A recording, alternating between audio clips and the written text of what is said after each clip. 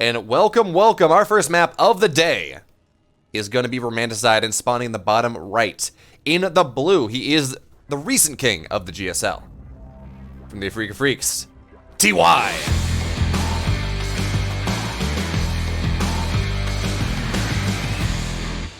And his opponent in the upper right in the red, representing Alpha X, the up-and-coming Protoss player, he is ZOUN.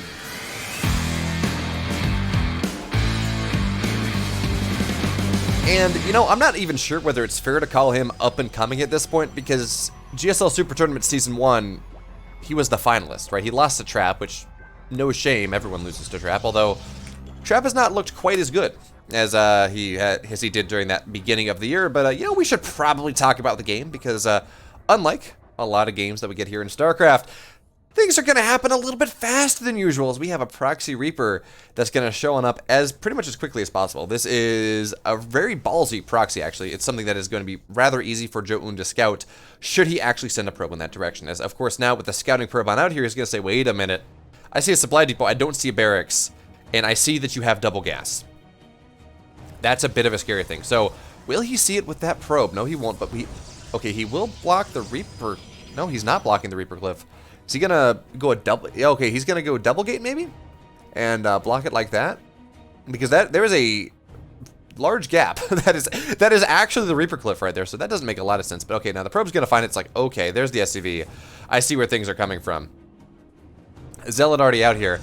And I'm just, again, I'm flummoxed by this building position, but we're going to have to see what ZOUN has in mind, because ZOUN, he is known for, well, he's known for multiple things, but the one thing he's really known for is his brains, his StarCraft IQ, his understanding of how the game works, and more importantly, how to break it, how to come up with some very cool builds. I mean, we all remember the Adept Glaive into Disruptor Drop tech that we did see here. So now the Reaper will find its way on into the main base.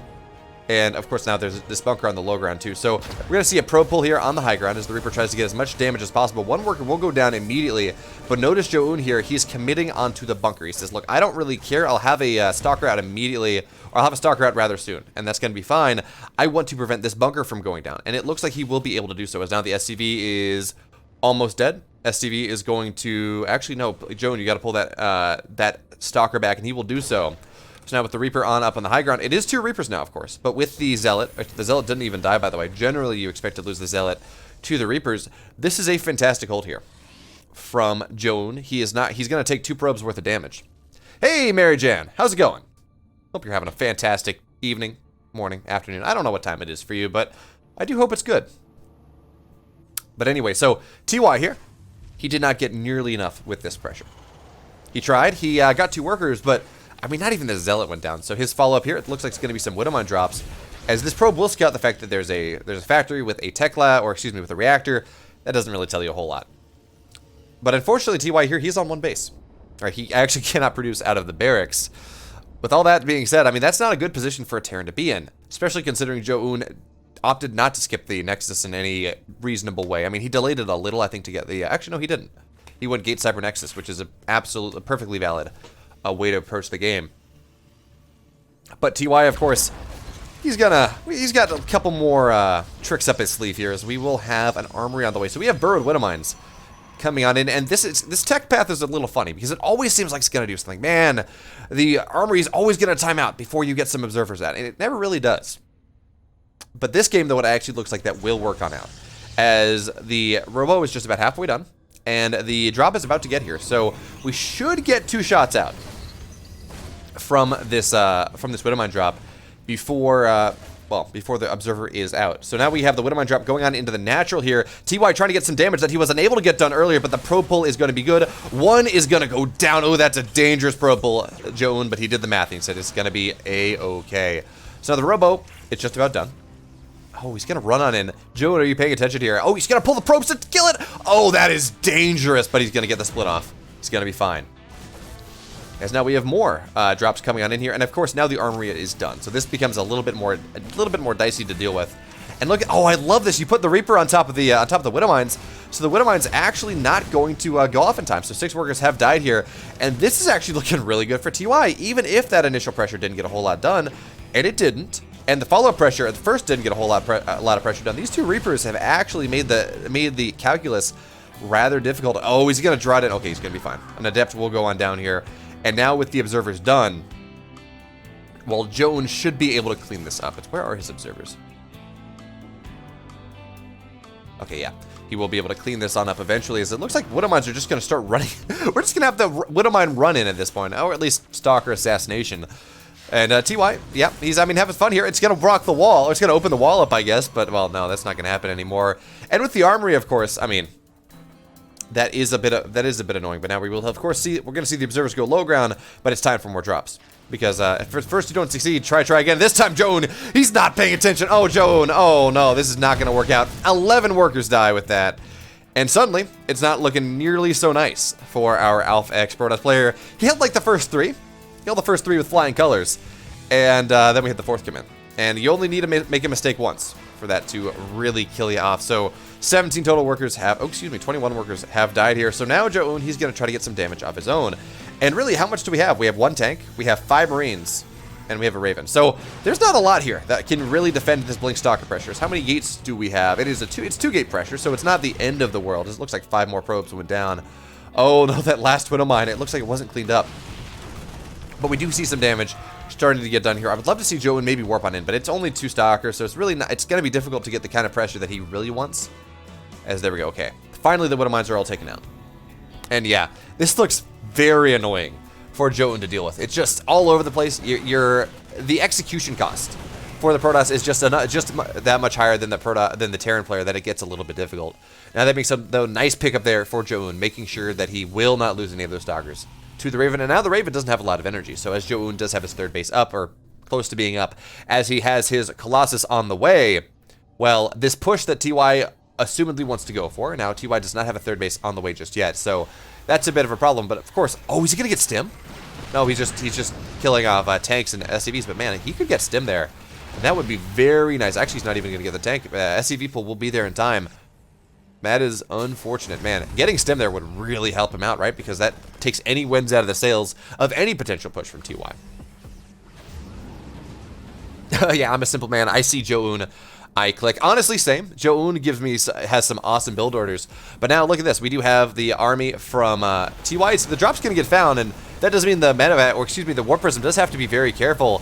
But hey, 1 Stalker for that kind of scout for knocking off a couple Marines. That's going to be, was that a SCV in that too? Was that an attempted bunker push or something? But oh no, the Warp Prism is going to go down. 4 Stalkers go down. And now ZOUN, he doesn't have much of an army here. Yes, he does have a Colossus. And he does have extended thermal lance on the way. It's not going to be done by the time this push moves out on the map. But the saving grace here is he does have that Colossus. He is able to warp in a couple more Stalkers, but his opponent does not have +1, as the auto turret does go on down. And TY has done a fantastic job of delaying the mining here from ZOUN. So here's the thing, Kerrigan. I have it right. I have on good authority that I have it right, because I'm a member of Alpha X now, and Sushi has told me how to say it. So if I'm wrong, then we blame Sushi. We blame the team. We blame the team owner of Alpha X. And yeah, the ZOUN's build order is just a little bit messed up. But that's what happens when you get proxy barracks and then you lose 26 workers to some burrowed Widow Mines, and then the Raven starts getting more. So this is really, this has been a game of harassment more than anything else. As on TY, I mean, his army is not all that impressive right now. I mean, yes, he's up 20 army supply, but I mean, he doesn't have +1 yet. He does have combat shields now, but no concussive shells. He really is short on Vikings, only just starting to make them now. And coupled with the idea that there is a shield, where there are multiple shield batteries here on ZOUN's side of the base, well, it's very difficult for TY to really push on in. So, what's TY gonna do? We will have a third base eventually, but I think the timing here is once he gets to, how many Vikings does he have right now? He has 1. Once he gets to that, a decent enough, maybe he goes up to 8 Vikings, maybe he's gonna try to get something done a little bit more, as he is, of course, rotating on the right-hand side, but I don't think this is a real push. I mean, it is. If he gets some damage done, he's going to be very happy about things. But the whole point of this push here on the right-hand side is to distract ZOUN onto the right-hand side. Say, ah, yes, ZOUN, I'm attacking here. Meanwhile, we do have that Widow Mine drop going on into the natural. And ZOUN, he's got a pull, kind of. But there we go. He's going to have the pull on off here. And we're going to have 3 probes go down for the cost of 2 SCVs, or 2 Widow Mines. So not perfect, but not terrible. And now, well, maybe ZOUN, he's out of position. No, he's not. He's gonna be, yeah, 3 Colossus. He's going to be totally fine here. As now we have the game progressing onwards. As we do need some detection. Looks like those Stalkers will go down, because this cannon will not complete in time. Unless they can blink it, maybe. But anyway, ZOUN, he's progressing up the tech tree here. We do have Charge on the way, of course. Charge, fantastic upgrade. And Disruptor's on the way, so double forms of splash. And A, this should surprise no one because A, that's kind of how PvT is played at this point. But B, ZOUN is one of the better, if not the best, Protoss players in Korea at playing with this Disruptor style. We saw it when he started the Adept Disruptor type of style against Zergs. That was very powerful. And then he started doing a 2 Disruptor, a Disruptor drop into double Colossus, 2.5 base all in. And really, I mean, he is the Korean M. Canning. Or Korean Need, maybe? I don't know. Anyway, his Disruptor play is very good. And he's going to need it here because he is certainly a little bit far behind. Although, there's the argument that can be made that it's more that all that damage that TY did to follow up was more equalizing damage than get-ahead damage, but I'm sorry. TY has killed 35 workers. Yeah, that's not equalizing damage, especially when ZOUN has killed, like, what, 4? 11, okay, well, 11's not bad, but it's certainly not 35. So now we do have TY getting ready to, actually looks like just getting ready to take his 4th here, as he is clearing up all these rocks that will allow him to get any big surround off on the Protoss army should it decide to move out on the map here.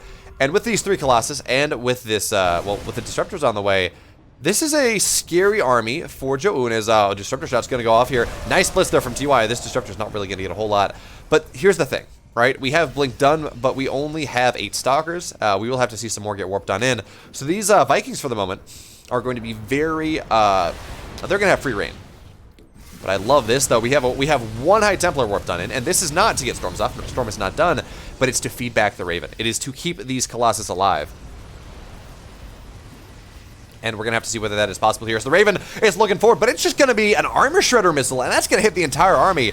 So that means this army from ZOUN really cannot take this fight. Oh, and yeah, the Colossus are going to take a lot of damage too. This is a very cool move here from TY. He's now going to stim on in here. Yes, we have a shield battery, but it can't really be a shield battery overcharge just yet. The Disruptor shots are not really going to land here. And TY has a fantastic position. I mean, the Colossus can't fight. There are too many Vikings. And the Armor Shredder is too powerful, so the Vikings are just going to land. Actually, are there any Colossus left? No, they were just targeted down. So TY, he's going to come stimming on in. The 4th base is going to go down. And now with Liberators here, this is just not a position that ZOUN can fight on into. And yes, 16 SCVs, 17 SCVs have died. That's something. But really, the scary thought here is the army that TY does have. I mean, maybe he's going to suffer some from Disruptor shots, and that'll allow him to come back into this game, but he's just going to step forward with part of the army, target some of the Disruptors down, and then with the shots go off, well, he backs on up here. Landed Vikings, of course, they're just going to target down the shield battery, and that's a fantastic move, actually, because, well, it's far less defensive. ZOUN will have far less ability to defend here at this point. It's now Liberators. They're going to stim on forward, or siege up on forward. And the question here is whether ZOUN can make the connections. And, well, he's going to get a couple here as TY attempts to lift up his bio instead of, well, microing it away. So now Stalker's going to blink on forward here. One last Disruptor shot to save the game. It does not look like it's going to be worthwhile here, as, of course, his upgrade parity is not even like ZOUN does have that upgrade lead. The Vikings are doing what they can. All the workers actually are going to get pulled back. And ZOUN, I mean, he's making a game of it. He's doing a fantastic job of holding off here. But at the end of the day, I worry that TY's rally is just a little bit too powerful. And even if ZOUN is able to hold off here, I worry that TY has done too much damage. As there we go, we will have that second Robo get T-powered. Actually, it's just going to get targeted down as well. So this Disruptor that ZOUN has, it's the last one he's ever going to have, and actually it's just going to get targeted down. Charge Left's getting warped on in, but ZOUN on 24 army supply, and GG. Spawning in the upper right, in the blue, he is, of course, representing the Afrika Freaks, up 1-0 in this best of 9. Give it up for TY.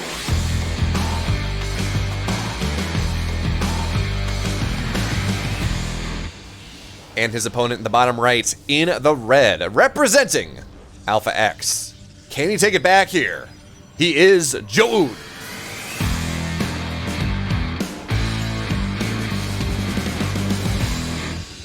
So Lion's Teeth it is the current map pool. So those 7 maps, and the way this works is it's loser's pick. So ZOUN lost game 1. That meant he picked game 2. And if he wins game 2, well then TY gets to pick map 3, and it goes from there. Of course, once a map has been played, it cannot be picked again until all 7 maps have been played. After all 7 maps have been played, then it resets, and then you can pick any map from that series again until, well, if it's been picked, we're not going to see double Juggernaut to end the series, for example, because, well, We might see 2 versions of Juggernaut, but it's not going to be 3 Juggernauts, right? So I guess technically we would even see Juggernaut 3 times in a row if that was the case, but it's not. So again, it's a pool. You take off of it until it's all empty, then you refill and do it again. Hey, Kukaili Moku, thank you so much. I'll get your name down eventually. It's fine. And, well, thank you for the follow, but also, thanks for the compliment. I do try. It's always more fun to have a co-caster with me, but I'm not going to complain here, because I got some great games to cast, and if you like what I do, by the way, I will be covering the Exxon Cup. Well, I don't think this Best of 9 is going to take 2 hours. It might. We'll have to see. But I will be covering the Exxon Cup, at least the start of it, starting at 9 p.m. Pacific, or 9 p.m. Eastern time. And that always has some awesome players. But also, too, I don't know if you're watching the stream right now, but on the Reddit post I made, someone's asking, since when is TY the king of the GSL? And I probably should say that the recent king of the GSL, because of course he won 2 out of 3 last year, and he casted the entire thing. Or he casted when he wasn't playing, so, you know. That's my calculus, but yeah. Maru overall probably the king of the GSL there. But we gotta make our titles a little bit hyped up here. As we don't have a weird build coming from TY in game number 2. No proxies here. We're gonna get something a little bit, maybe just a little bit more standard. It's gonna be, well, a Reaper expand. Actually, that wasn't a Reaper expand. A Marine expand into a couple Widow Mines. And, well, TY is gonna try to duplicate the success he had in game number 1. Although, I don't know. We're not gonna see an armory, so it's not gonna be quite as intense as we saw in game number 1 there, with just the constant drops.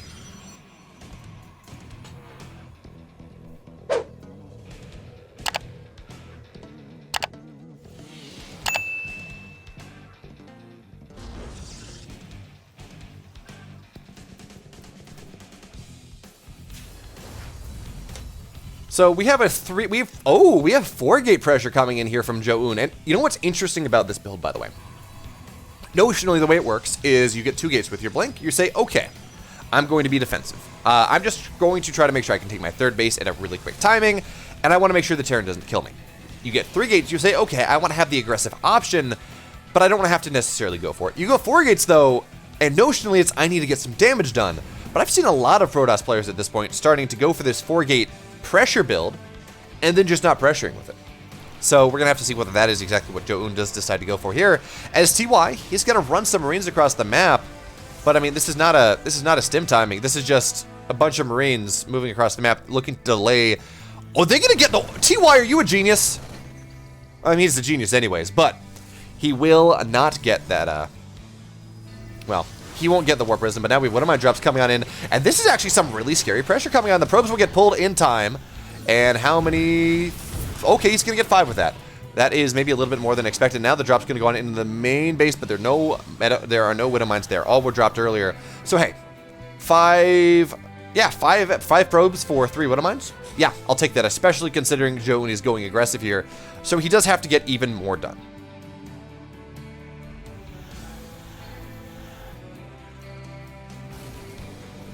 But now, of course, at this point, TY has counted the gateways. He's counted the number of stalkers. He realizes that blink is done. He says, okay, I know what you're up to here. So what's he doing? He's triple bunkering, right? He has a tank far back, so you can't just blink on top of that and kill it. But these bunkers should go down. Oh, the Raven is a vulnerable target. But, okay, the bunker's actually not going to complete here.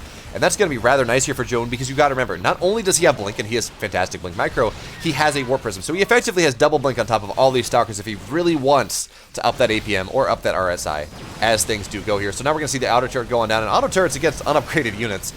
Very powerful, but, well, for the moment here, TY is kind of struggling to deal with this. Now with the tanks here, ZOUN, he may have to take a different approach. All right, he is going to have to go up onto the high ground, and SCV will find this. There is a bunker here, but actually, no, he's just going to force the army around and go back on into the natural.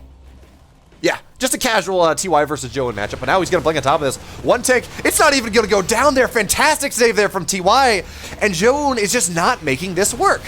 I mean, yeah, he's doing damage to the command center, that's fine, but there are now 3 tanks out. Stim is on the way eventually, and now every time he fights these stalkers, he's going to take a good trade, but with the auto turrets and the tanks here, TY is holding this really well, and you've got to remember, he has more, well, he has worker parity. with ZOUN, and that's always a scary situation when the Protoss player is playing against a Terran because, well, mules are a thing. So if we look at income here, okay, I guess with the third base, I guess with SCVs being pulled to repair, but in general, TY, his income is going to spike pretty hard. So ZOUN at this point realizing that he's not really going to get on into the main base, not easily. Oh, this is okay. That wasn't going to work. Yeah, I honestly, I was really convinced when Legacy of the Void came out, and we had these shorter games, all right, because you started with 12 workers and all that fun stuff. I was really convinced that the default format was going to be best of 5s, and the best of 7s were going to be like quarter semifinals, and then we might even see best of 9 for finals. However, players have learned how to make this game go long as we've gone through the years, and you know, the meta has evolved and our understanding of the game has evolved. Well, the average game time is no longer like 6 minutes like it was at the start of Legacy of the Void. So I understand why best of 9s are not all that common, but that's where Alpha X comes in. That's where we come in, because the ITaX Ultimate Battle Series, there are a bunch of different into the clan Alpha X tournaments that are best of 9 show matches. I've done a bunch of them. I've done, you know, TY versus or Innovation versus Stats best of 9. No, sorry, Beyond versus Stats best of 9, Innovation Parting best of 9. And the highest tier of those, when we get the really good players, we do an interview afterwards too, if we can get Hajin-san there. And I've done a couple of those. So that's really cool, actually. Is a bunch of SCVs, they've been pulled off. I guess they were repairing the tank, and well, now they have nothing much else to do. But now we're going to see one tank get saved, actually. TY on top of things with these medevacs. Yeah, I don't know. I think best of 69 is a little bit too long for me. I just kind of feel bad for the players at that point. But that was the Laugh-In Games one on Africa TV, right? Yeah, and I think that one was over multiple days, so that's not too bad. I remember, like, there was a Laser versus Mana best of 9 or best of 69 that Base Trade TV covered that was just the entire day. I think they started at like 8 a.m. and they kept going until the games were over. And I kind of felt bad for the players, right? I mean, they did it and they had fun, I'm sure, but that is a lot of games to play in a day. And yeah, they're used to playing a lot of games, but 69 though, I think it ended up being 35 to 20, so call it 55 games. I think it was maybe the final score. That's still a lot of games to play in a day. It really is. Now, if you want a test of endurance, though, just have Cure play a series. Because that man, I mean, look, of course, a couple years ago, he went and qualified for IM Katowice by playing 24 hours straight in every single qualifier before he finally qualified through the European one. So, I mean, he's always been an online warrior, but that was just... Honestly, yes, Maru winning 4 GSLs in a row is impressive, but in terms of just single-minded display of endurance, well, that was one of the most impressive things I've ever seen. As now we do have ZOUN here, he's going to move on in. And he does have Storm, and oh, those are going to be some fairly nice Storms, even as he does lose the War Prism and does lose one of his High Templar. Actually, he's going to lose both of them, so not too many. Actually, yeah, they're running out of Storms here. ZOUN, he's going to find himself on into the Natural, and that is going to be a massive Armor Shredder. So this is not all that great. He's going to lose an Immortal. He's going to lose 2 Immortals, actually. And yes, some Zealots are going to try to get some damage done, but this is not the build that TY was looking for. Or, excuse me, that ZOUN was looking for. Not the type of damage that he was looking for. Indeed, because in all honesty, well... it didn't get nearly enough, even as, and the trades are not all that great. TY is better than pretty much any other Terran at turtling up, right? I think of the Parting versus TY GSL round of 4, when from season 1 of last year on Death Aura, where Parting is desperately trying to kill TY because he has an advantage, and it's Death Aura, so it's easy enough to turtle as it is, and TY just builds Mass Tank and says, good luck, Parting. You're not going to kill me here.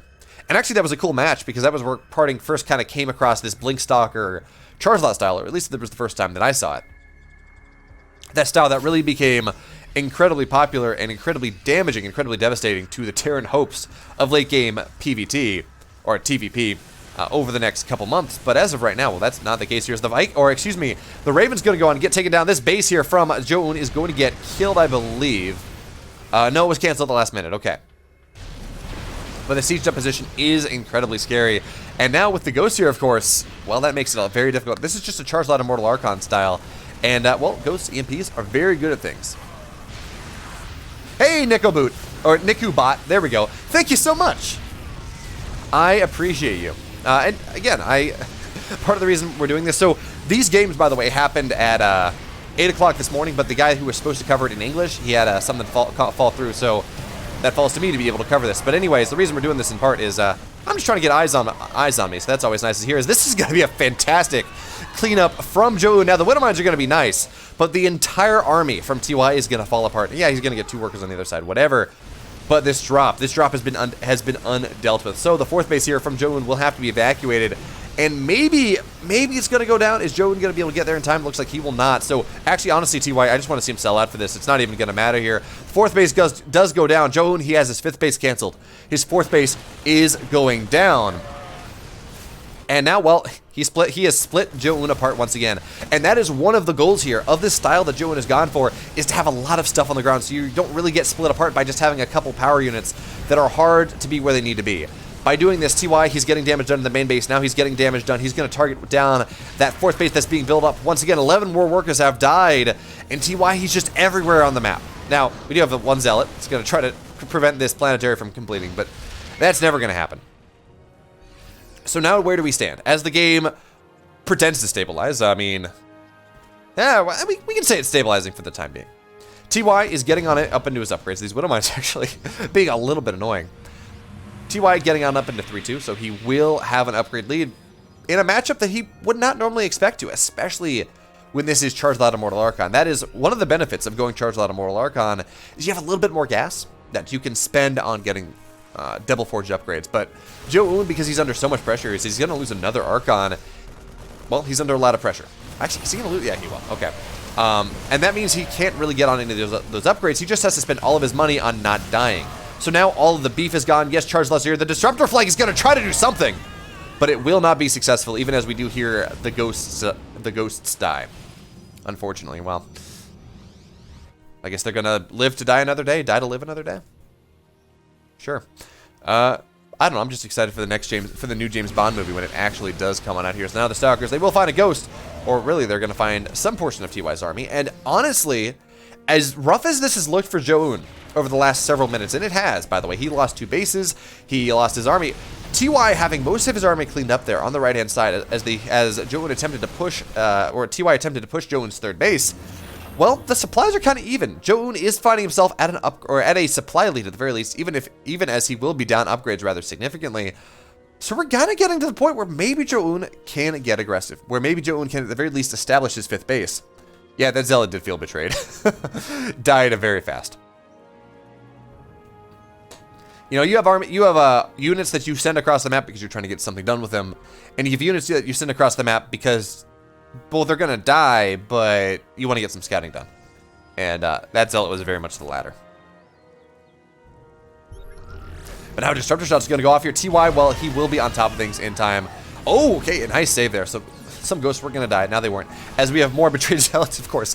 Zealots on hold position on top of some Widowmines because, hey, they're gonna get teleported back to Ire anyways. They don't truly die. Actually, fun factoid. So I guess maybe it's uncommonly known. I don't really know. But Zealots, according to the lore, actually really all Protoss units. I guess maybe not Immortals, but Zealots in particular. You see that little kind of wisp go up. That's not their Kala leaving their body or something.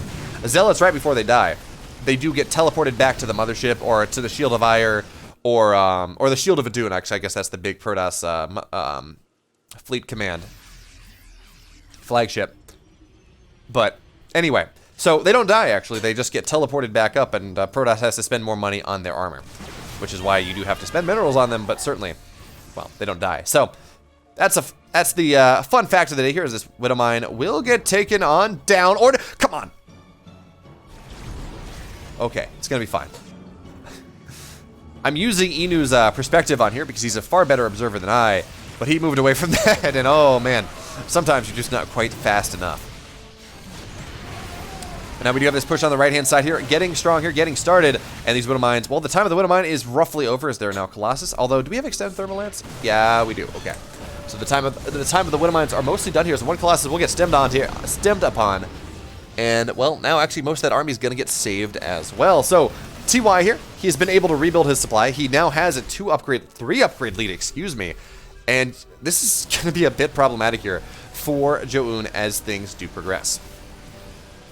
Because, well, you know what? 3 upgrades when you have an army, or when you have gateway units that are not great on even upgrades, especially as the supplies do increase. Well, I mean, we're just seeing what's happening here. ZOUN is struggling to cut down on the drops here from TY. That being said, though, these splits from TY are very good, but I don't think they're going to be quite good enough here. Actually, they are. A lot of disruptors will go on down, and this is a trade that TY is more than willing to make, because now we're going to have a drop on into the main base. That first drop, by the way, is still going strong, because it's 3-3 against 2-1. So the recall will have to go on in here, and TY will be forced to back on up. But what trades for the Terran players? Now he's up 5,000 resources compared to his opponent.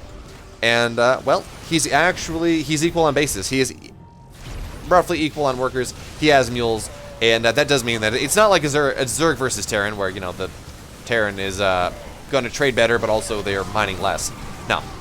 This is a game where both players have been roughly mining somewhat evenly, although I guess, actually, no, ZOUN has had a better economy for longer. But look at this. I mean, he's just carpet bombing all of these Protoss units, trying to get him off, but he will not be successful. Although, I guess TY is just feeling his oats here. He's certainly feeling his base sniping abilities, as that 5th base will go on down.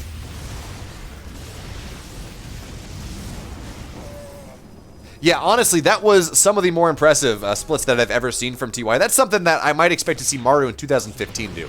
Right, Maru, when he was the only player that could beat Protoss, and it was just because his multitasking was insane. He would just kind of stem on top of Colossus and kill it. End of Heart of the Swarm. But now, well, TY is going to target 1 down and then lift it all up. Oh, man. TY is just playing really good.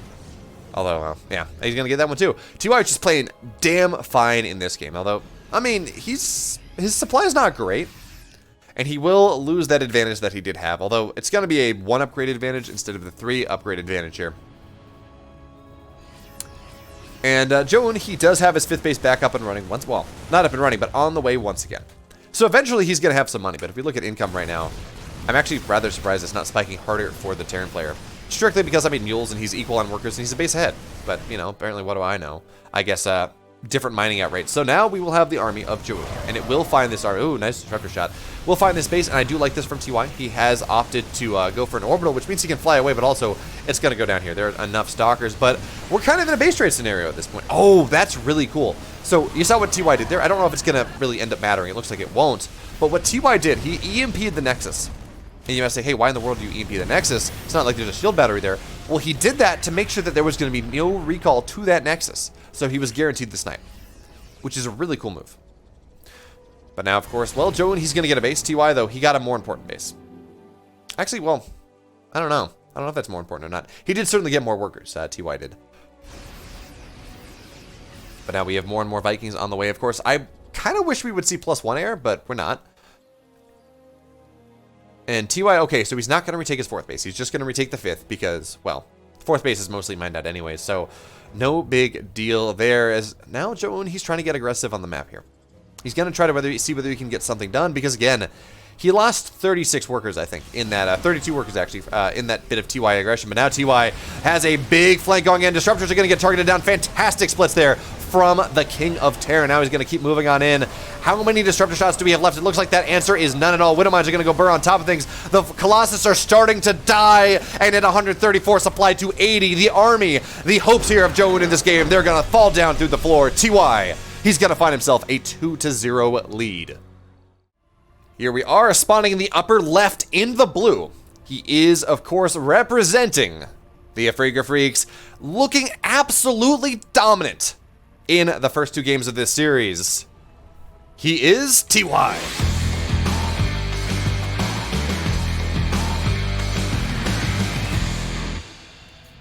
And his opponent in the bottom right in the red. He is representing the Alpha X and hoping, praying, striving to take a game in this series. The Protoss player, ZOUN.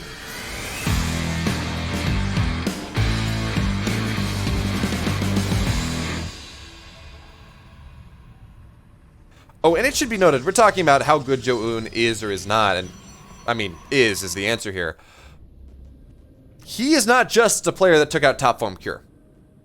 He is also the GSL Super Tournament Season 1 semi-finalist. That's how he got seeded into the GSL in the first place. That's how he got into the round of 24. Because, well, you know, he was the finalist. He lost a trap in 6 games, right? That's a very good player. So, with that, I mean, the fact that TY is just schooling all over him is a bit surprising, especially considering how off form TY looked in the round of 24 in the group that he built. So we're going to have to see, well, we're not going to have to see, we are seeing TY really turning it on up here. As, at least in this very series, we're seeing some pretty awesome games. And, you know, I'm really hoping that TY, when he has to go start military, he will be able to go compete in the GSL Super Tournament before he does go off to military there. I know the GSL Super Tournament is, I don't know when it's going to be. I don't know if that's been announced yet. But, of course, TY goes off in June. And that means that we have some hope. It's not guaranteed, but we do absolutely have some hope. As TY going for a Reaper expand here, Reaper into Reactor. And this could mean a couple of things. It does mean, of course, that the reactor's faster. It does mean the factory is faster. But, actually, yeah, it's just going to be a faster factory. I was going to say, I've seen a couple builds from Beyond in particular that goes for this Reaper into Reactor and then just drops 2 extra barracks and a 3rd command center and goes for a stim timing. Makes use of that early extra gas to get quick stim, to get quick combat shields maybe, and go from there. As now the probe is going to look for a scout. It's going to say, okay, I see you have a factory. I see your command centers on the way. I know there's no Reaper on the map. All of that tells me that I'm totally fine. There's not any sort of early pressure coming. If it is, it's going to be a little bit later. And with this SCV on the map, maybe TY is going to proxy a starport. But it looks like no, it's just a scouting SCV returning home. This could also be a this could be a 1-1 into a 3rd command center, but no, it's okay. There we go. 1-1-1 will be the opener here from TY, and it looks like it will be Widowmine drops, which have been, of course, unusually effective for TY in this series thus far. I mean, he got 36 probes in game 1. He got like 5 in game number 2, which normally you only expect to get one per Widowmine. So getting anything more than that is very nice. Now this Adept has to be very careful. We'll be able to shade on out in time though. And well, that's going to be that. Now we do have a Rebel on the way. Blink is on the way, of course. So ZOUN, he's opening with that Twilight tech. And really what we're looking here at this point is how many gates does he add on after this? Is it going to be 1 and he takes a quick 3rd? Does he go on up to 4, which he does strike me as more of a player that goes into that 3 to 4 range, much like Parting would. But there we go. 4 gate Blink. Okay. We're going to have to see whether this gets a little bit more damage done than it did in the second game, because, I mean, it felt like ZOUN had a really good opportunity to get damage done with that, because, again, well, he was able to kill off some of his opponent's units before he moved out on the map, but TY was able to get his tanks positioned appropriately, was able to get his bunkers positioned appropriately, and he was totally fine. So we're having a rehash of Game 2, is kind of what's happening here, as we do have Marines moving out on the map. And hopefully, well, their goal here is maybe to cancel kill a 3rd base. And, of course, is a Widowmine drop as well. So, actually, is he even going to bother with a 3rd base? No, he's just going to run on into the natural. And this is not a full wall, by the way. This is a wall that is fairly simple for the Terran player to run on by. So now we have the drops coming on in here. ZOUN with the pull. And he should only lose... Oh, he's not going to lose anything. Really nice micro there from ZOUN to make sure that he stays alive. Now, we have 2 more Widowmines going on into the into the main base. And this probe pull is going to be good enough. 2 workers will go on down. And that's going to be the extent of it. Okay, now we have the drop moving out on the map. 3 workers will go down. And, well, this is just a bit annoying. There we go, okay. TY gives up, says, okay, whatever. And Blink is not done, so this medevac will be able to stay alive here. Pressure on later, as I do expect to see that Widowmine, excuse me, that medevac just kind of float in the dead airspace. And try to get something done. But now, Stalker's getting warped on in. And now is the time for ZOUN to actually get some pressure done. So this is 15 Marines that have all found their way home, by the way. And a bunch of, tanks. There's 1 tank done, another on the way. And so now we have the Stalkers are going to blink on in. And, well, the Raven here should be able to provide enough defense. Even the unsieged tank should be able to keep things back here, as there's only 4 Stalkers, right? Blink is done, of course, but, well, we're going to have to see what happens after this. Does ZOUN continue to get aggressive here? As another 5 probes will go on down, as that Widowmine, okay, I mean, TY is just so good with these Widowmines, I don't understand it.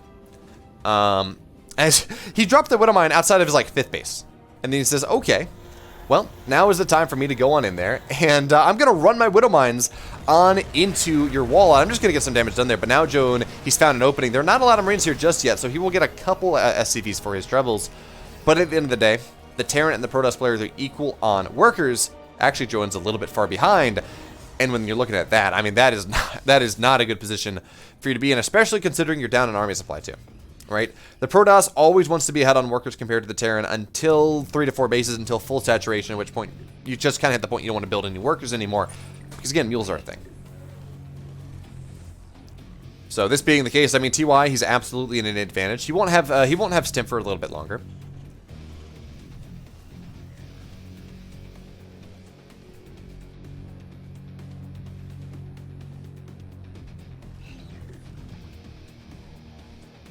So we do have Storm on the way, Charge on the way as well.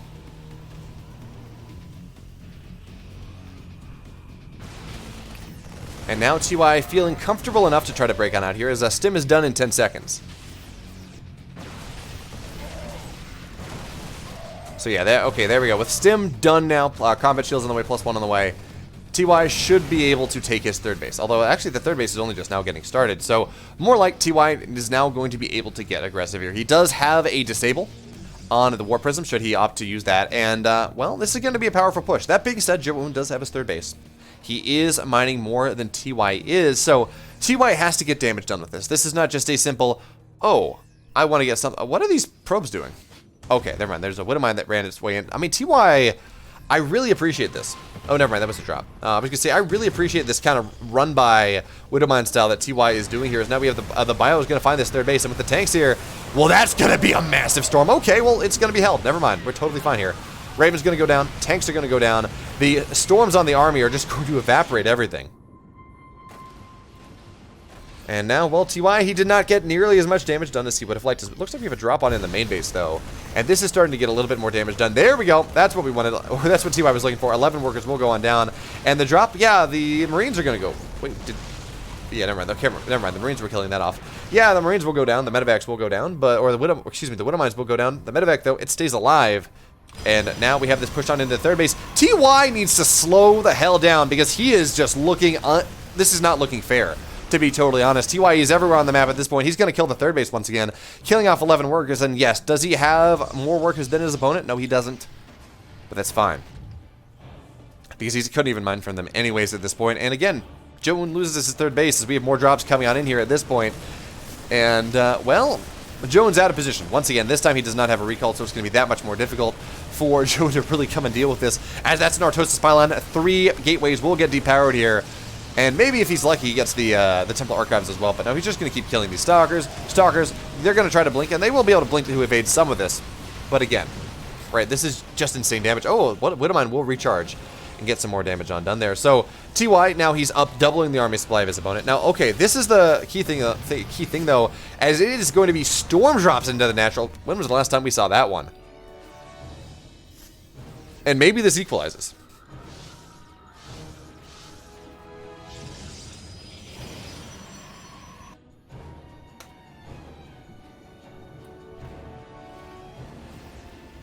So let's see, TY, he's down 15 workers. Okay.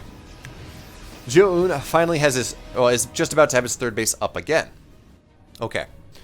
ZOUN is getting, he's actually getting into his second upgrade here. TY is not. TY actually kind of looking a little bit all in. So, the thing we're looking at, I mean, yes, he took his third, but okay, there we go. Never mind. Armor is on the way.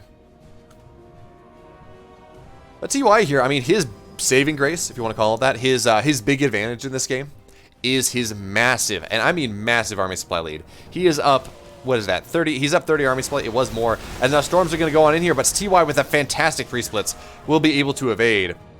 And, well, it looks like that will force TY back for the moment, as we do have a drop on into this third base. Widowmine drops going on off here, 12 more workers have gone down, and, well, that equalizes the storm drop.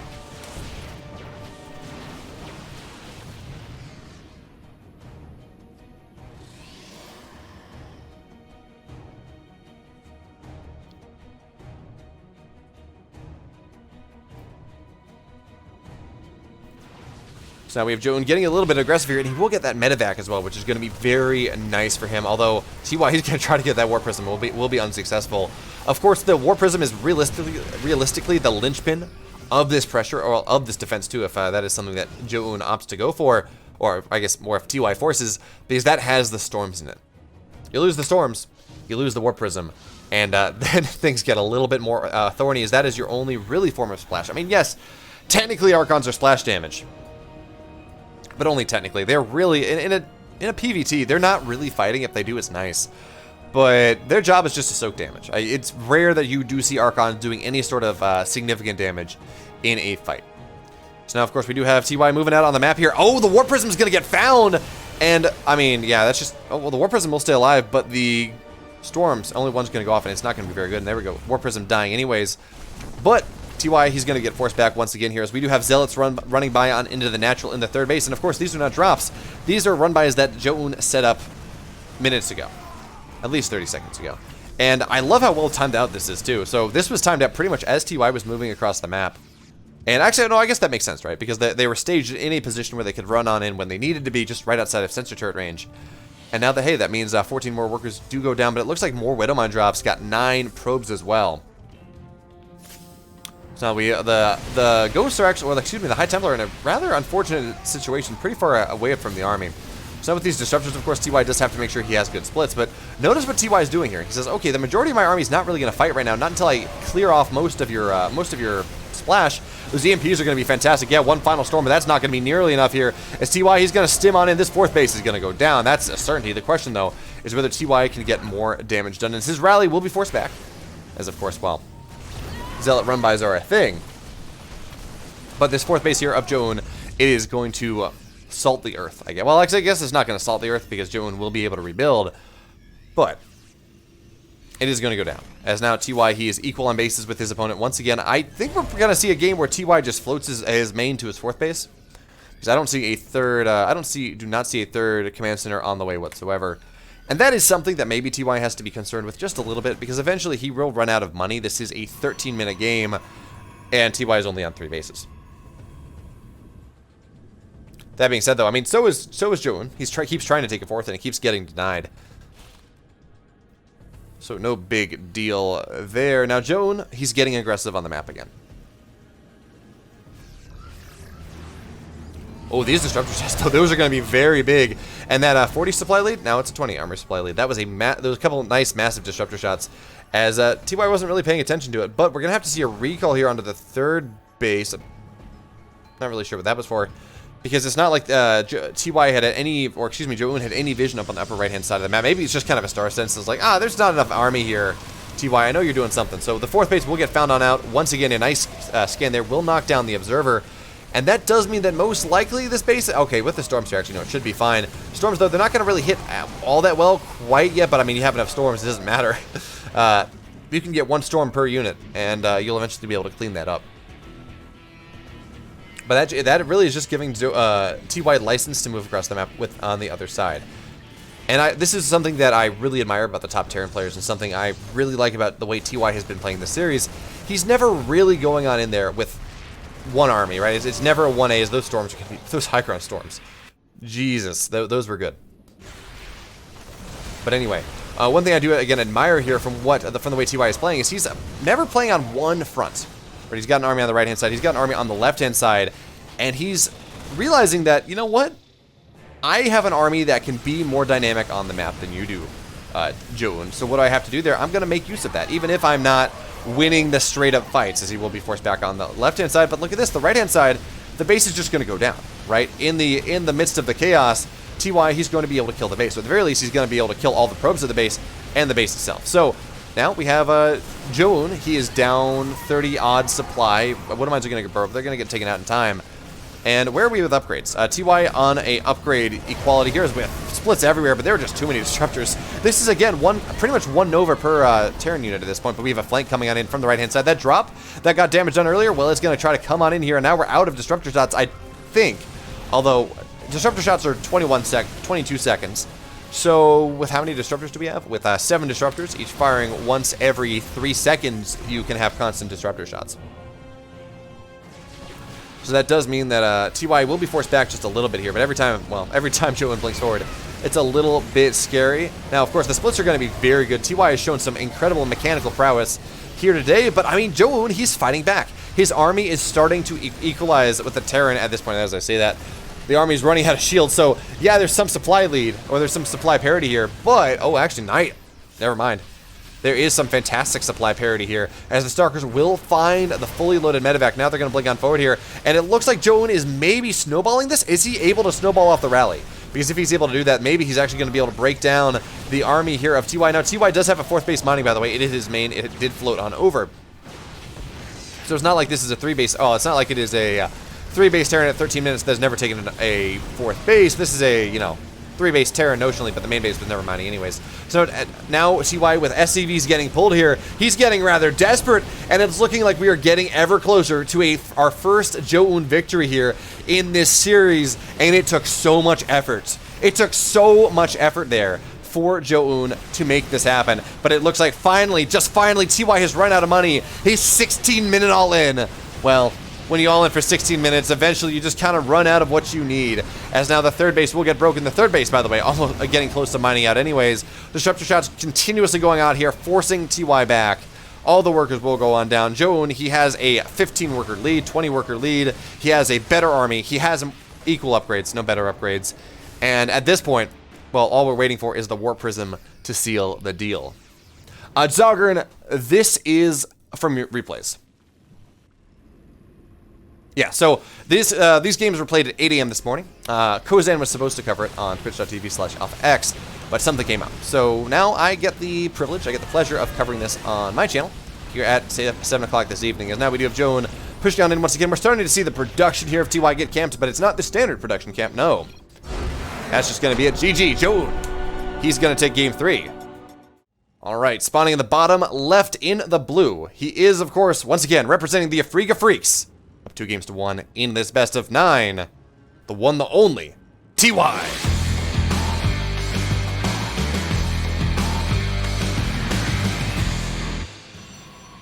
And his opponent in the upper right in the red, representing AlphaX, looking to equalize the series now. In the red, he is ZOUN.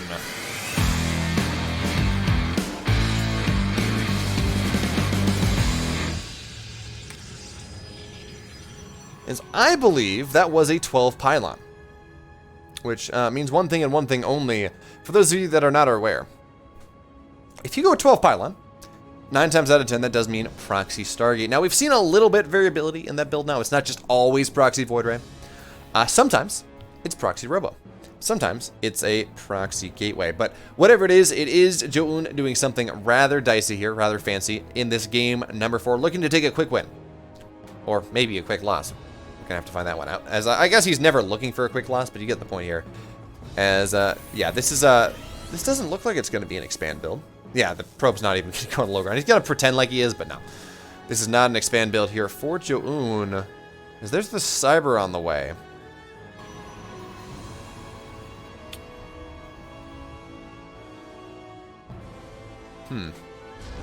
Okay, no, so it will be a Nexus on the way, okay, but I guess now at this point, I am a little bit more interested in the SCV that is patrolling on the high ground for TY. So we're going to see a base go on down for both players.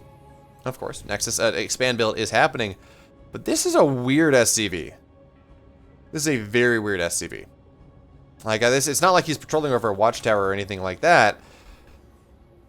I feel like that wants to build something, but I'm not really exactly sure what that is. Maybe a factory, but I mean, it's a natural on the way. Both players have gone for an expand build.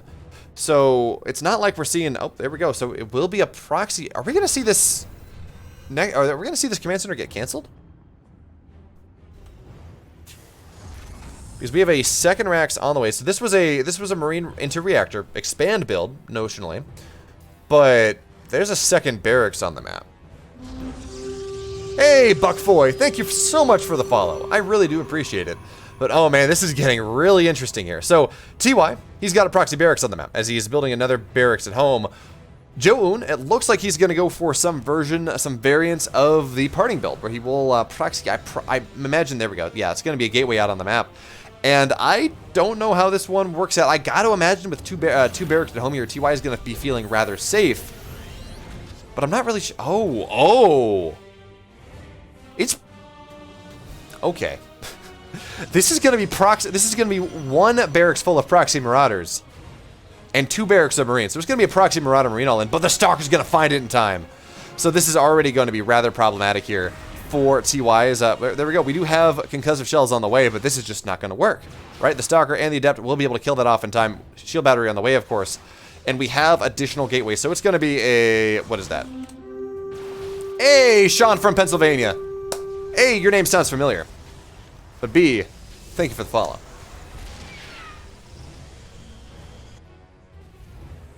Oh, that's good to know. I did not look that up ahead of time. But thanks for those stats. So now we do have TY getting aggressive here. Now, concussive shells is having to be restarted. And that is a problem because you want that concussive shells when this push happens.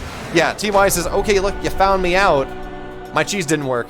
And honestly, Jones probably was because he had that gate on the map. So, that was a quick game. Spawning in the upper right in the blue. Frittering his advantage away off of a proxy marauder 3 racks all in thing for the Afrika Freaks. TY.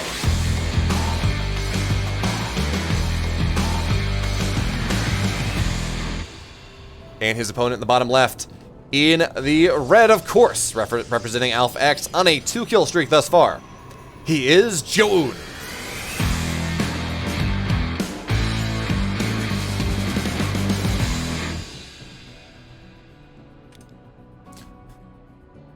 So we have Probat on the map, and, well, Probat on the map. It's just going to be a scouting probe at this point. I don't believe it was a 12 pylon, so with that, we're... Actually, I don't even think it was a 12 pylon last game. I just kind of got fooled by the map. I got fooled by not paying attention, I guess. As now, again, we're going to see the probe scout on out here, and I'm really what I'm wondering is whether TY goes for Reaper on this map. Because this... Oh, no, he's just going to go Marine anyways. I was going to say, if there was a map that he does it off of his natural, this would appear to be the one, right? Because it's 28 seconds natural to natural. That maybe gives you room to actually get some damage done with the Reaper before a Stalker comes out. Maybe kill off a probe. But that's not going to be happening here as, well, yep. TY, he's just going to not build it on location. And actually, I really like this, and it's weird that I'm commenting on this because this has been something that happens for a while, but I've seen a lot of PvTs recently where the Terran player will really desperately try to make sure that they build the command center on location instead of just put the command center down wherever and float it once it's done. Because honestly, if you're like 2 hexes away, it's not a lot. It's a 1-2 seconds a lost efficiency, which honestly, in the grand scheme of things, not that big of a deal. That being said, though, of course, this map is a small map and has a lot of room to proxy things. With all these, the rocks and everything, I've cast, I think, 1 game on this map thus far, as it does kind of tend to be, does tend to get banned. Banned a lot, especially in TVZ, because this is actually just broken for the Terran in TVZ. But anyway, this was, of course, TY's map pick, as he did lose the last game. So, I guess it makes sense. You know, if you're a Terran player, you go for an aggressive, you go for a smaller map. But look at this. We got a quick 3rd command center here. So this is going to be the BeoMulf build that I was talking about in a previous game. So we have a 2nd barracks on the way. Probably going to see a 3rd barracks soon. And, well, you get your really quick 3rd command center. You get that your command center finishes before 4 minutes.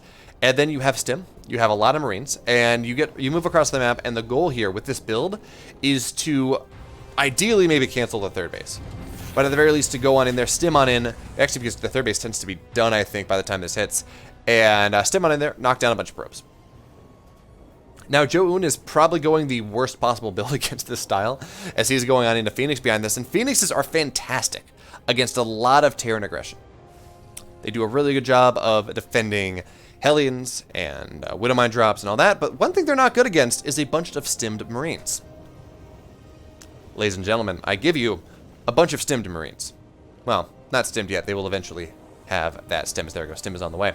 So with that, with a large amount of Marines, I mean, the Phoenix just can't do a whole hell of a lot.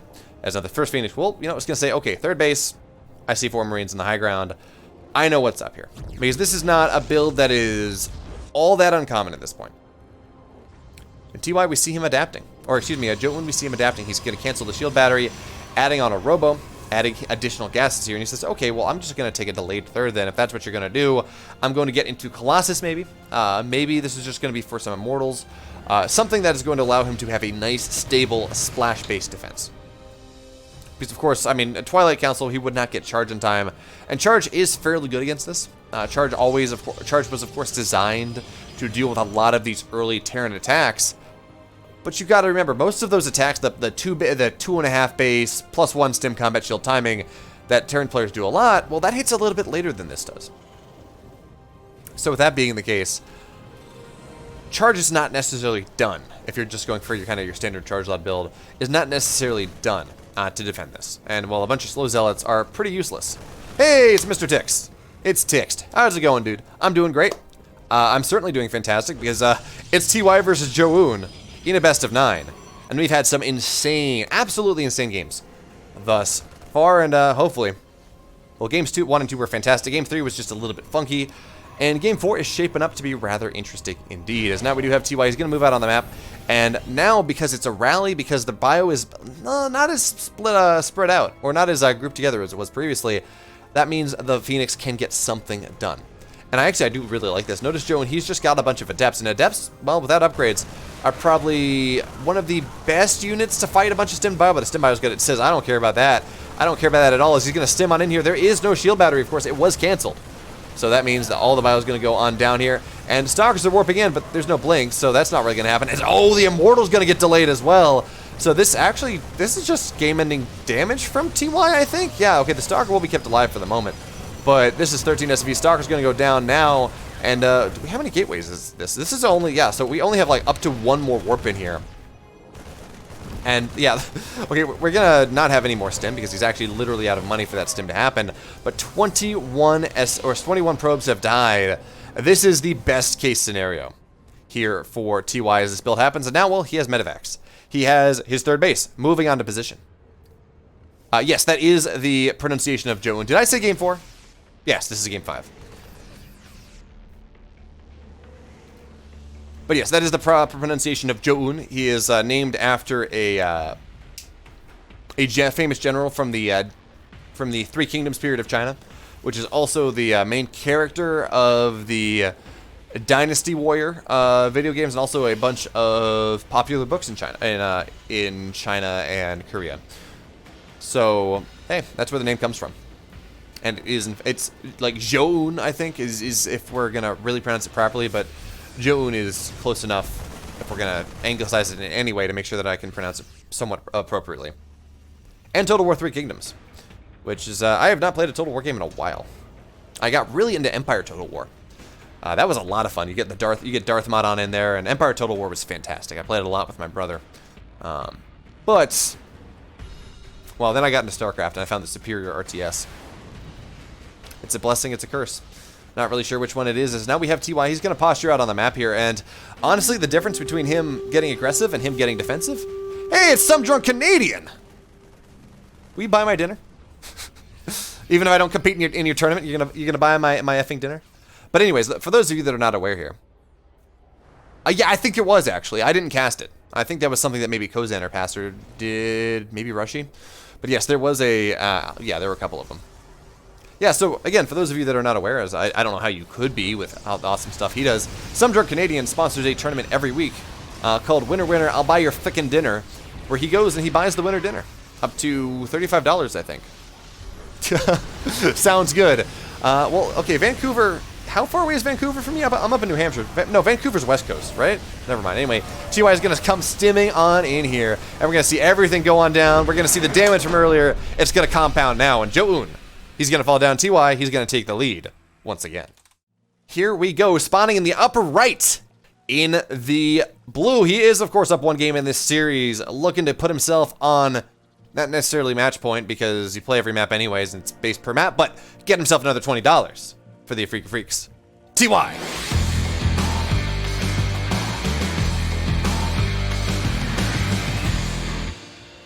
And his opponent in the bottom left, in the red, representing Alpha X, looking to equalize once again in this fantastic series that we've had thus far. He is ZOUN.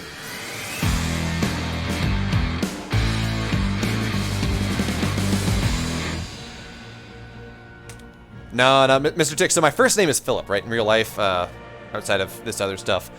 And so the whole goal here of getting a PhD, or at least I'm not even a candidate yet. I take my qualifying exams in a month and a half, give or take, early June. And the whole goal here is, of course, is not because I want a PhD. It's not because I want to work on really cool robot stuff. It's because I want to be able to reclaim the name from Dr. Phil. That's the only reason I'm doing it. I'm getting my PhD in robotics, particularly Arctic robotics, focusing on controls and mechanical systems. And I mean, that's very, that's what we're working on right now. Right now, we're in the grant phase of, you know, asking different funding agencies to please give me money. That's really what we're doing. But yeah, that means I should play Protoss, right? If I'm trying to get a PhD in robotics, Protoss are mostly robots, but I actually play Zerg, so, you know, what can you do? My intellectual pursuits and my StarCraft and my intellectual pursuits and my PhD pursuits, they vary a little bit differently. I've seen a couple Micro Reeves videos. Psych PhDs are certainly valid, but also, how do you find multiple psych PhDs to date? Like, that's kind of impressive, unless you were also part of a psych PhD program. But yeah, I've seen some Micro Reeves. I don't really actually watch a bunch of robotics content on YouTube.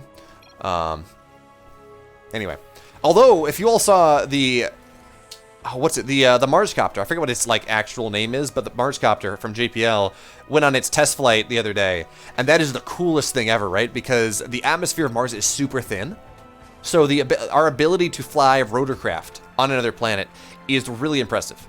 And I can speak to this because I saw a couple presentations in undergrad when I was in undergrad, right, with the guy who did all the vision processing for that copter.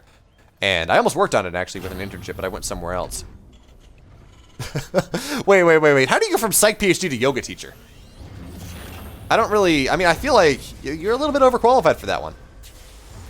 Unless they were people that went for psych PhDs and then washed out of the PhD program. Which, again, no shame in. I mean, PhD is a lot of suffering for not necessarily a lot of payoff. Especially if you go into academia. Which I guess, there's not a lot of as much industry exposure for things like social sciences or things like that. But, you know, we should probably talk about this game. I can talk about PhD all day. I can talk about cool robots all day. But also, yeah, I don't want to build Skynet. I just want to build robots that explore other planets. Well, I mean, okay, so now we have the Marines. They're going to go on in here, and it's just going to be an Adept this time. TY not going to get nearly as much damage done as he did previously. But hey, he's opened up the doors for a bunch of Hellions. Now, it is only 2 Hellions. It's not 3. So, that means he's not going to be able to kill stuff quite as fast. 3 Hellions, 1 tap a probe, of course. 2 Hellions, 2 tap. But hey, you know what? If they're able to free fire for a while, well, that's going to be pretty happy here. So 5 probes are going to go down, and is the Hellion going to get that juicy shot? Well, there's nothing really damaged anyways.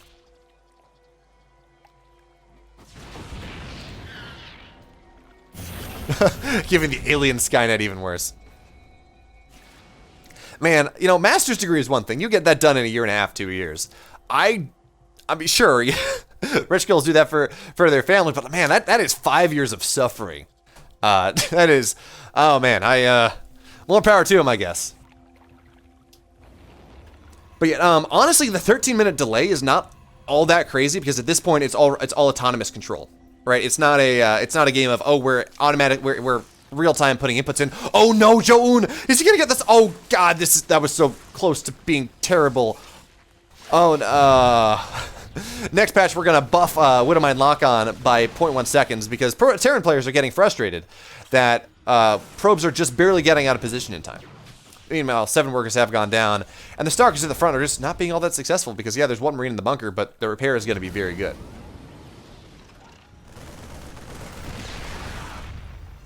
So now 7 pros have died, of course, and ZOUN, he has to equalize because TY has a worker lead. And that doesn't feel very good. Now, fortunately for ZOUN here, he's only on 2 gate blink, so it's not like he can flood the base with a bunch of stalkers.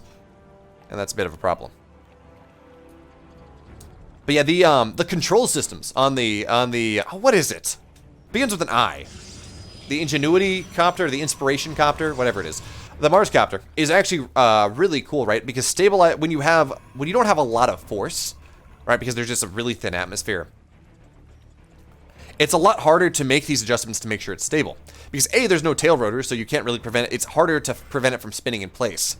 That's what the counter-sunk rotors are for, so one goes clockwise, one goes counterclockwise, so you don't have that rotating moment. But yeah, I mean, we command it to go up and we command it to go down, and we tell it what altitude to go to. But those are pre-written sequences of commands, and any control system's worth its salt. So the way it works with any control system, as I can speak to this because I do controls and nothing's much is happening in the game right now. The way anything works is you give it a lie. You would give it a lie. You say, I'm going to compensate my motion by this much based off these inputs. More or less. And then you can say, hey, go up to 5 meters in 3 seconds. And then the control system will take control of everything and say, yeah, we're going to go up for 5 seconds, go up in 3 seconds to 5 meters, and then we're going to go back down in 1 second, or whatever it is. So you give it goals, or you might give it a path, because I don't know whether there's automatic path planning on this. But at the very least, you give it a set of waypoints instead of path it wants to go to, and then the control system mans it from there. So that by default makes it autonomous. We're not like we're not live commanding at 13 minutes behind. And actually, that's really cool about Curiosity. Where is Curiosity Mars 2020? Where that goes on in, and it has a lot more intelligent path planning than the previous one. Because what it's not. No, Curiosity is the one that's been on there for a while. What is the new one called? I know it is Mars. It's been in my head as Mars 2020. But anyway, Perseverance. Okay. With that, well, okay, we all have a recall here. As the Raven's gonna fly on in, and Stalkers will be able to knock that down. Will it actually knock it from the sky though? Nope, just barely not. Where was I? Yeah, so actually Perseverance has some really cool autonomous path planning capabilities. So it's not just goes to point X. Scientists look at the data from point X, see where they want to go somewhere else, and then they give it a new point to go to. This the new rover actually can do some thinking on its own to figure out where it's going to go, which again makes me very excited. I almost worked on the heat pumps for that back in undergrad, but the internship paid me less than it cost to live there, and I'm like, okay, I can't really do that. Anyway, drop up here, coming on up into the main base here for TY. TY once again looking to split apart the attention here from ZOUN, something that he has been very effective in over the last several games. He's going to knock down the Tasteless and the Artosis pylons, powering all that, but with the Colossus here, the Raven's going to go down, and, well, this drop is going to get cleaned up finally, but hey, you know what this does? This gives TY license to get onto the third base with a couple tanks, and, well, by the time he sieges on up here, it's going to be a rather scary thing for ZOUN to really take that fight, as I'm really surprised to not see TY targeting that down, but he says, okay, look, I'm going to get it anyways. As all these warp ends, they're going to get taken down too, and this is TY getting tons and tons of damage. As 22 workers have died in total over the course of this game. Tanks firing from above, more Colossus are going down, and once again, it feels like TY, he has ZOUN's number. Well, we're waiting for the rallies to come on in, so right now, ZOUN is kind of holding. I say kind of, I mean, he's got, what, 3 Stalkers? He's five Stalkers of ZOUN's army at this point, and that does mean that maybe TY is going to have to recoup for a moment, get back, reconnoiter, reorganize, and then come in with a sledgehammer. Because right now, well, it's just a couple drips and drabs, and that does make it possible for ZOUN to really go on in. Honestly, TY has been so fast in this series. Like, TY's multitasking, the speed he's been playing this game is really impressive, because it's not something I normally expect out of the Afrika Terran. The Afrika Terran, yeah! Fantastic builds. Incredible positioning, incredible game sense, 100%. But TY is just getting massive damage off of these small drops, as Sean from PA has said. And, I mean, at this point, well, you know what? ZOUN is starting to hold maybe, as I say that, whatever. The third base is now going to get broken. I keep making the mistakes of looking at supply and not necessarily looking at the fact that the army is dying. Now, we do have another Colossus on the way. It's just about done. And I think we have extended thermal lance. We do. Okay. That being said, though, the third base is going to go down. TY does have his third base. And ZOUN, well, he's not going to get supply blocked from these pylons because he just does not have a lot of supply. That being said, there are no tanks here, and there are no Vikings. So that is going to be difficult for TY to really push on into. Now, eventually, we starting to have Vikings on the way now. Armory on the way as well. So TY, he's going to back up for a minute. He's going to get himself set up once again to really take the fight. As now, well, he's going to say, hey, free Colossus, let's stim on in here. But the ramp is not going to allow him up. But hey, a bunch of Blink Stalkers are going to go on down here. He's going to stim on up once again. Is the Colossus going to be targetable? No, there is a shield battery, and there's a shield battery overcharge. So, TY, he's going to be forced out here for the moment, but we kind of have I guess this is a medium contain. It's not a hard contain. We don't see missile turrets and bunkers, but it's more than just a soft contain because it's not a fight that ZOUN can really take. As now TY, yeah, okay, there we go, GG. TY, he's going to put himself one game from what normally would be the tournament, but nine maps are played anyways. Here we are, spawning in the bottom right. in the blue, of course. Up 2 games in this series.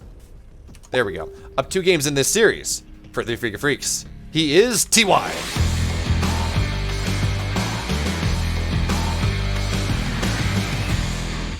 Actually, I should have introduced him over here. But anyway, spawning at the bottom right. In the red, he is representing Alpha X, looking to claw his way back. Get this series back to equal once again. In the red, ZOUN.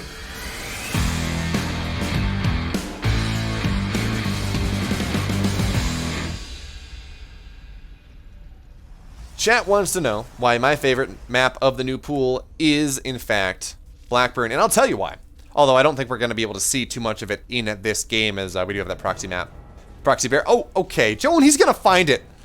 Look at this. ZOUN, he smelled... he smelled shenanigans. He's like, okay, TY, you tried this game. You tried this in game 5. It didn't... No, game 4, it didn't work. You tried this in the... What was that, the Leche game? No. Anyway, it didn't work. I'm not going to let you do... I'm not going to let it work again. Oh, man. ZOUN's game sense is insane. But I love Blackburn. And again, I haven't had much chance to play on it yet because I really haven't had time to play a lot of StarCraft. I'm either casting it or I'm working on PhD stuff. But are these these probes are going to get this tech lab. That's pretty cool. I did not know they had enough damage for that, but they will get the tech lab before the before Concussive Shells does complete. But anyway, I love this map because it's really cool. It's like 2 maps in one, much like Golden Wall was, where it starts very small. And then it opens up quite a bit as the rocks get taken down, as the bases expand. So it's a really cool everywhere map. But look at this. This is an STV pull. So now we have this map. The STVs are gonna come on in. The Marauder is gonna get targeted down, and this is all we're gonna look at. So it's 1 Stalker, actually, yeah, 1 Stalker only, versus 2 Marauders and a bunch of Marines. This is actually not looking all that great, but now the shield battery is done, and we will be able to see a shield battery overcharge. So these SCVs are going to start to go down. There we have it. Shield battery is done. GG ZOUN. He's going to take game 7. So now once again, we do see that build that TY used on... Yeah, he used it on this map last time. With the 2 barracks, the quick 3rd base 2 barracks build. With stim, and you stim on in there, and you kill a bunch of workers, and you go from there.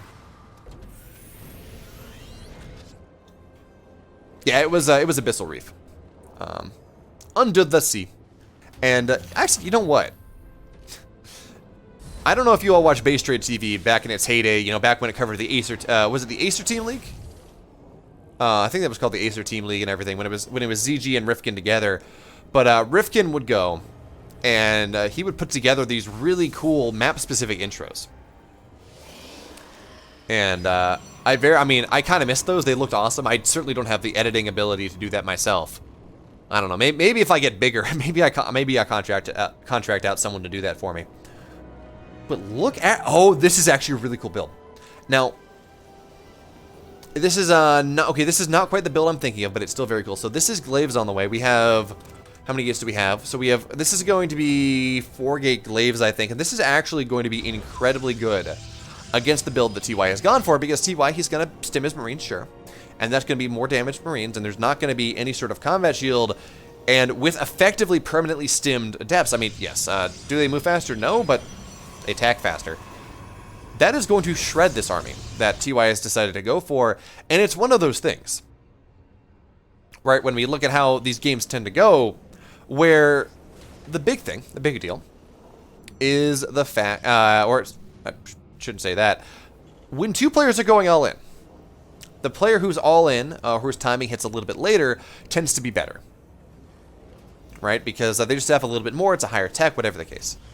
So now, actually, it does look like Jones, never mind, it looks like his timing is going to hit before TY's, and I think that's actually going to be more of an exception to the rule than anything else, as the robo is just about done, and we will have a warp prism there for that. Is TY, I guess maybe I know he hasn't scouted the lack of a 3rd base, but he's just putting a bunker up anyways, and double missile turrets. Is he afraid of, I guess maybe he's afraid of DTs, but, I mean, it's just going to be a bunch of adepts, and they're going to find this army before the bunker's done. They're going to get on top of a bunch of Marines, but not all of them. And now, actually, you know what, with the SCV pull here, this is actually looking rather good for TY. It's not an exception to the rule, not whatsoever here. The timing of TY, it hits low, it hits later, but it certainly hits more powerfully, as 7 SCVs will go on down. And that's going to be something. But TY, I mean, his army is going to be very powerful here. And honestly, with how many adepts just died, I'm not all that confident in ZOUN's ability to really take this fight. Now, Stim is done. Stim is going to be done just in time for this fight to really kick off in earnest. And the adepts realizing that, wait a minute, I can't go on into there. They're going to back on up. Now, this is, of course, 2 barracks, and more adepts are getting warped in all the time. Okay. I was like, I don't think 8 more SCVs have died, but no, the counter was reset. Now, +1 just about done as well. So this is Stim and +1. Now, the one nice thing here for ZOUN in this game is this pressure here is keeping TY from going on out and actually doing something with this +1 Stim timing that he wants. That being said, of course, TY, he's going for some Widowmine drops on top of this, but now we got a full wall. And the adepts there will go on in there, and, well, actually, they're going to shade on forward. That's a bit ill-advised, because Stim is now done, and the bio is going to come chase down so many of these adepts. The adepts cannot fight until Stim lapses, but by that point, I mean, there are going to be no adepts left to fight. I mean, 3 look like they're going to shade in behind the mineral line, but TY, he's on top of things here. Only 2 adepts left, and it takes 3 adept shots to kill some SCVs. So it's not going to be all that useful. Meanwhile, of course, Widowmine drop's going to go on into the natural. ZOUN, does he have the pull-in time? It looks like he barely does. 3 workers will go on down here. And we're even on workers. Even on workers. TY has his 3rd base. ZOUN does not. And this is TY, excuse me, looking very good here in this game. He has better tech. He has better economy. And he has significantly better supply.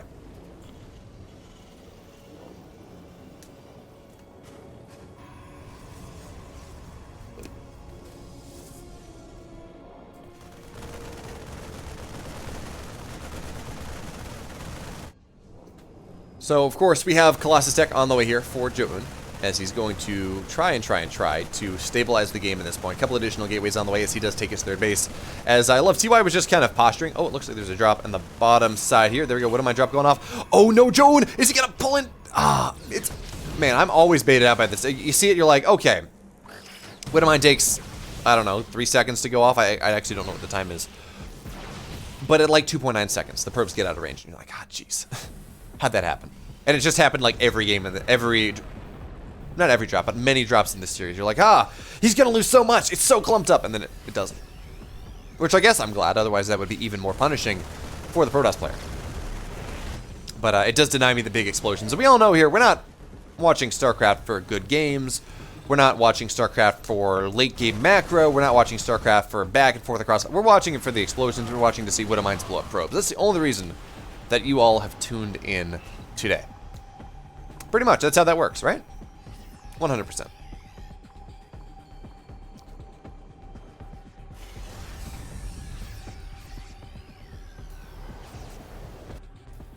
Now we do, of course, have ZOUN. He's trying to posture, and this is not so much of a, wow, I'm trying to posture to make sure I can take a 3rd base. It's a, okay, I took some damage, and my pressure didn't get a whole lot done, so it was more implicit damage than anything else. I want to do some more. All right, I want to capitalize on either this perceived minor advantage or take advantage of the fact that I'm maybe a little bit far behind. I think it's probably the latter, as TY really didn't take a lot of damage with that. But hey, you know, it's a lot of Blink Stalkers, it's 2 Colossus, it's a very powerful army that's going to try to find a position. But of course, with the tanks, especially with the tanks layered here, cheese for the cheese god indeed. That makes me wonder what we're going to see in game number 9. Like, are we going to finally see a Proxy Void Ray or something? Or are we just going to see the longest game of the series? Is it going to be like a 30-minute game for game number 9? Anyway, to get to game number 9, we have to get through game number 8 first. As we will have Storm. Maybe this is just for Archons, but I got to imagine we're going to see Storm come on out here for ZOUN. And that's going to be rather interesting, right? The age of Colossus into Storm is just not there anymore. I mean, yeah, it was a thing in Heart of the Swarm, and it was always a question of whether the SCV pull would hit before Storm completed, after the Colossus were. But now TY is going to try to take a good fight here. And I mean, speed zones are powerful things, so the Vikings are going to try to go through that. But hey, force fields will be able to defend that, and the game keeps going.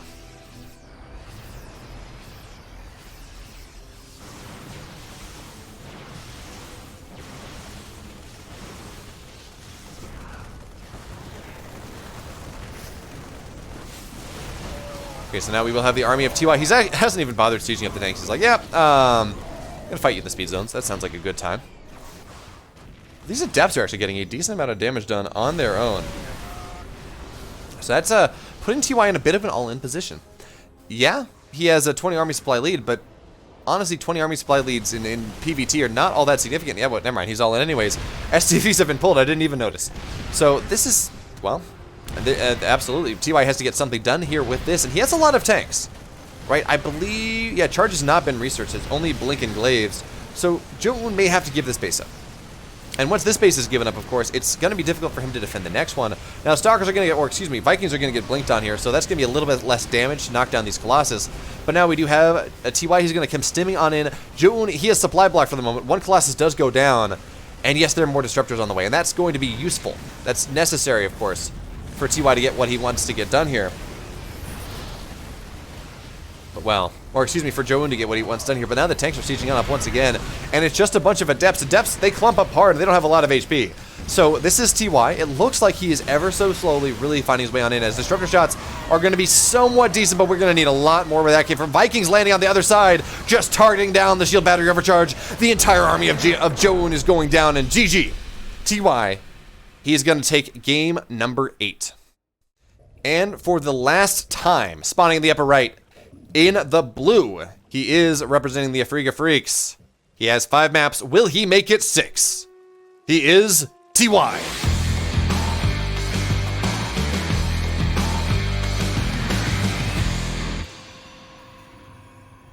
And his opponent in the bottom left, in the red, trying to make this series as equal as possible. Make it 5-4 or 4-5 for Alpha X. ZOUN.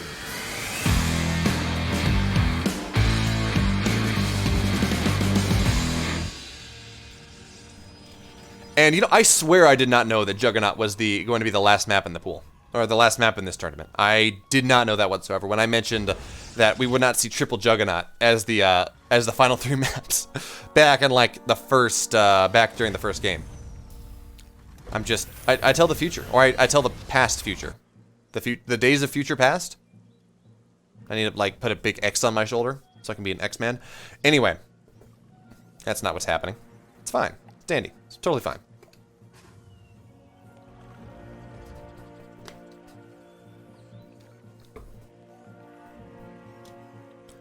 So in this game, number 9, we don't see anything crazy. We don't see TY going for Proxy Marauders in 2 versions that have not worked. We don't see ZOUN proxying something on the map yet. I mean, I guess there's always the possibility that both of these players do something. I mean, you remember the first attempt at the Proxy Marauder build. I mean, that Marauder was proxied rather late.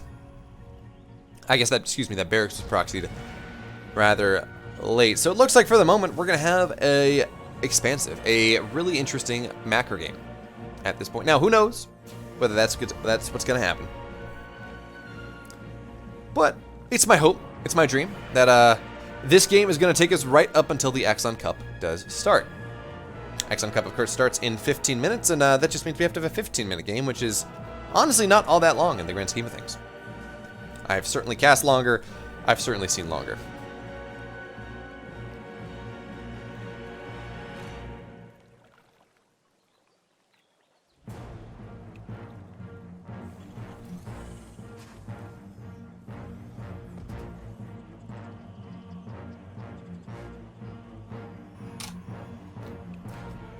Alright, so it will be a Stargate opener here from ZOUN in this last game of the series, and I do like that. Well, as I say that, we have the Beyond Build. Wait a minute. That's Double Reaper. I didn't really notice. Now, TY does, I think I've seen TY do this build before. Yeah, okay, there we go. It's Marines after that. But having the Double Reaper early does mean that you can get some amount of damage where you would not be able to get that damage with 1 Reaper into the mineral lines, because it's what, 3 Reaper volleys? Or no, it's what, 5? I think it's like 5 Reaper volleys to kill a probe, so it's a lot less. Well, it's 2.5 Reaper volleys. Then I think with 2 Reapers to make that happen. That's not some math. Honestly, the amount of time that this matters, whether that math matters, is kind of rare, so it's not something I've memorized. But anyway, so yeah, it's 3 shots. Okay, I was right. But now, of course, 1 Reaper will go down immediately, and with the Adepts here. Oh, I love ZOUN canceling one and not canceling the other. This Reaper's got nothing. That was really some really slick micro there from ZOUN to make sure that he took no damage. And now we have some Adepts moving across the map with a couple Phoenixes, and there is a build that I saw ZOUN do. Was it ZOUN? No, this was a Haas build. This was a Haas build in game number 4 against Cure in ESL Open Cup North America this Monday, where, of course, Haas won ESL Open Cup North America, 3-1ing both Zest and Cure. But there is a Glaive Adept build that is old and new at the same time, where it's like 7-gate Adepts Glaives off of 2 bases. Look at that. The one probe, the one SCV dies, and then the instant recall. And you're not a single Adept die. Man, I thought one of those Adepts was going to go down. But anyway, we have Stem on the way. Combat Shields on the way. It's going to be a big Stem timing moving out on the map here from TY. And, well, the question here is whether ZOUN, A, sees it, and B, whether he can defend against it. As he does have shield batteries. He's 1 shield battery on the way. The Robo, most likely this is going to be a Immortal. Maybe it's okay, it's going to be an Observer. But the big deal here, of course, ZOUN has not attempted to take a 3rd base. He's like, look, I see what's happening. I am just going to go and play defensive, right? If you can't break me, I don't die to this, and that's going to be totally fine. So with the shield battery, with the potentiality for shield battery overcharge, and with the continuous warping of units, well, ZOUN's going to be totally fine. And look at this, he's adding 3 additional gateways on top of the 2, so he's going up to 5 gates off of 2 bases. And I'm wondering whether we are going to see some sort of all-in play from the Alpha X Protoss player here in this last game in the series. As again, every map is equally important. Each map win is worth $20. So it's not like, okay, I've lost the series, we just play every map, so I'm phoning it in. This is ZOUN and TY both trying as hard as they can to, to get those $20 per map. It's kind of funny, right? One map for TY or ZOUN is more than, I'm making, what, 2 months worth of subs, I think. Five subs is $12.50. So yeah, just about 2 months worth of subscribers is is one map here for ZOUN and TY. So that's pretty fun. I mean, again, PhD student first, so I'm not complaining, but it's just kind of funny to look at the parity there. Is now TY, he does have Medivacs, right? He does have the ability to heal all of his units, so that's stim timing that he really ended up not going for. Well, one of the downsides of that is eventually you just kind of run out of HP to keep stimming. So once you get those Medivacs, you're going to be totally fine. And I do like this, of course, from ZOUN. So he is on, well, actually, he's only on 4 Phoenix. He will catch those Medivacs, and they are just out of boost. So this is 1 dead Medivac at the very least. Yeah, these are just dead Medivacs. I guess there's a Stim, but okay, 1 Viking for 2 Medivacs, or 1 Phoenix for 2 Medivacs. Yeah, absolutely, especially because they're going to be able to knock down some of this rally as well. Now, TY, he does have a scary army. Don't get me wrong. He's up 13 supply. He does have, he will have +1 for this timing, but we have Colossus done. Excuse me, there we go. There's the button. We have 2 Colossus here on the map. Extended Thermal Lance almost done. There is no Raven. My thesis, I have not started that yet. I'm working on robotics, but I'm only a student. I'm not a candidate. But now, of course, with the double Colossus here, it's going to be rather difficult for TY to get any damage done on the 3rd base. But you got to remember, right? TY, he's setting up a big multi-prong attack here. He's got a decent amount of his army on the left-hand side, and the rest of it, of course, on the right. But ZOUN is privy to this fact. He understands just kind of what the type of game that TY is trying to play. Although, I mean, ZOUN by trying to catch that army, he's going to be woefully out of position here. As now TY is going to find his way on into the main base and the 3rd base at the same time. 3rd base coming under pressure. 3rd base just going to go down. Meanwhile, TY, he's not going to get as much in the main base, but still going to get a good trade. At the end of the day, though, the Phoenix are going to run on in, and TY is going to lose the majority of his army. No Phoenix even dying, and yes, that is a Nartosis pylon. Yes, he did lose the 3rd base, but that 3rd base wasn't even really mining.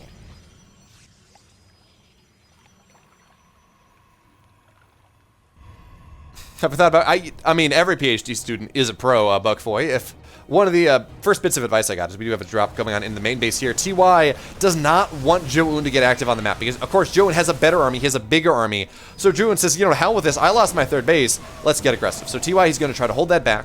Certainly he's going to hold 1 Colossus back with this drop. But now, well, it gets a little bit scary. Look at this. There are 2 missile turrets already.